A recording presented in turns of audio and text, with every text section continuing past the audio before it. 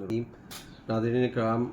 नबी पाक सल्लल्लाहु अलैहि वसल्लम की जो नबूवत है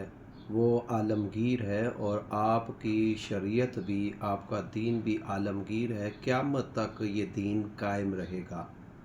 और इस दीन के बका की एक वजह मेरे आका करीम सल्लल्लाहु अलैहि वसल्लम ने अपनी एक हदीस के अंदर बयान की है कि क्या वजह है कि ये दीन हमेशा हक पर रहेगा और कभी भी दीन के अंदर बिगाड़ नहीं आएगा। इसकी बुनियादी वजह ये है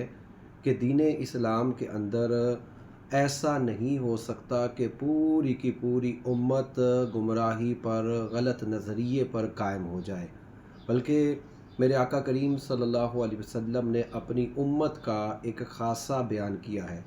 यानी दीगर उम्मतों को देख लीजिए तो उनके अंदर गुमराही इज्तिमाई तौर पर भी पैदा हो गई और उनके यहाँ बड़े बड़ा बिगाड़ पैदा हो गया और लोगों ने अल्लाह की नाफरमानियाँ की, दीन के अंदर लायानी बातें, बिदआत और दीगर खुराफात पैदा कर दिए, अपनी किताबों के अंदर तहरीफ कर दी। लेकिन रहमत आलम सल्लल्लाहु अलैहि वसल्लम का जो दीन है और ये आपकी जो उम्मत है, इसकी खासियत ये है, मेरे आका करीम सल्लल्लाहु अलैहि वसल्लम ने फरमाया इन्नल्लाह ला यजमउ उम्मती अला दलाला, कि अल्लाह तबारक व तआला मेरी उम्मत को कभी भी गुमराही पर जमा नहीं फरमाएगा। और फरमाया यदुल्लाहि मअल जमात, और मेरे और अल्लाह तबारक व तआला का दस्ते कुदरत जमात के साथ होगा। मन शज़्ज़ा शज़्ज़ा इलन नार, और जो जमात से जुदा हो गया वो आग की तरफ जुदा कर दिया गया। अब इस एक रिवायत से